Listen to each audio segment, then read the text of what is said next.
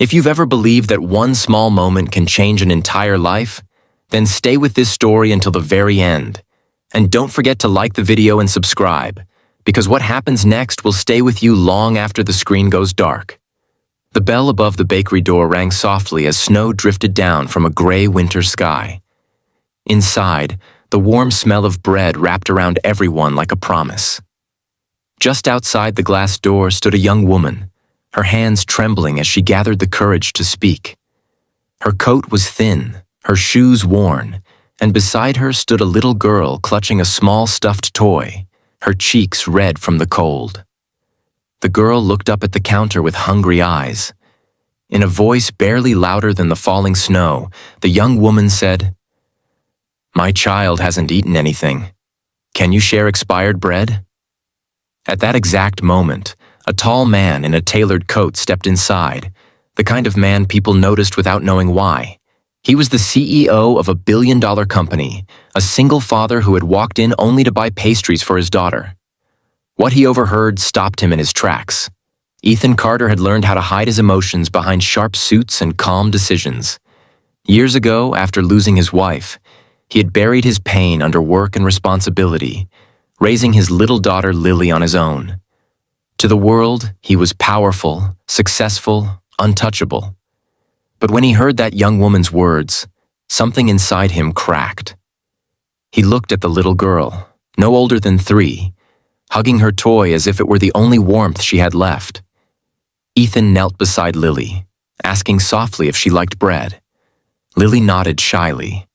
The woman stiffened, ready to apologize, ready to be turned away again. That had happened too many times already. Her name was Grace. She had once dreamed of a quiet life. Maybe a small home, a stable job, laughter at the dinner table. Instead, life had taken everything.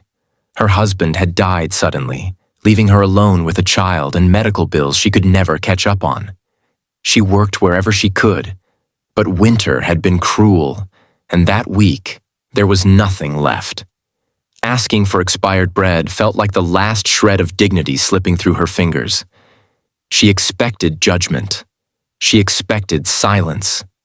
She did not expect kindness. Ethan stood up and told the baker to pack fresh bread, warm pastries, and milk. When Grace tried to refuse, tears burning her eyes, he gently shook his head. "No one leaves hungry," he said. He paid, then asked if they had somewhere warm to go. Grace hesitated, embarrassed, but finally admitted they were staying in a small shelter across town. Ethan offered them a ride. Every instinct told her not to trust strangers, especially powerful ones. But something in his voice, steady, human, made her nod.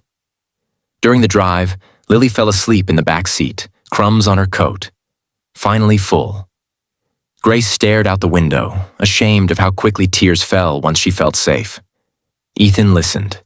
He didn't interrupt, didn't offer empty promises. He simply listened, and for Grace, that mattered more than anything. When they reached the shelter, Ethan didn't just drop them off. He stepped inside, spoke to the staff, and quietly made arrangements for a private room for a few nights. Grace didn't know how to thank him. He simply said, "Someone once helped me when I didn't think I deserved it." Over the next few days, Ethan couldn't forget them. He returned with groceries, warm clothes, and toys for Lily. But more importantly, he asked Grace about her skills, her past work, her hopes. She had studied accounting before life fell apart. Ethan offered her a temporary job at his company, not as charity, but as a chance. Grace almost refused, afraid of failing again, but Lily's small hand in hers gave her courage. The days turned into weeks. Grace worked harder than she ever had, driven by gratitude and the need to stand on her own feet again. She learned quickly, stayed late, and slowly, her confidence returned. Ethan watched from a distance, careful not to cross lines, but something else was growing too. A shared understanding between two broken people doing their best for their children. One evening, months later, Ethan found Grace in the office after hours, staring at a spreadsheet with tired eyes.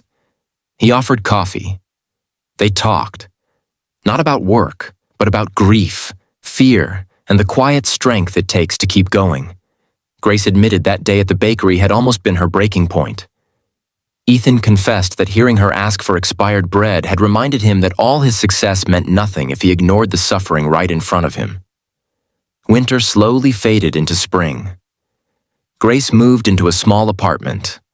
Lily started preschool, laughing more than she ever had. Grace was offered a permanent position. And Ethan, for the first time in years, felt his heart open. Not just to love, but to purpose beyond profit. He began funding programs to help struggling parents find work and childcare, quietly at first, then openly, using his influence for something that truly mattered. On Lily's birthday, Grace invited Ethan to a small celebration.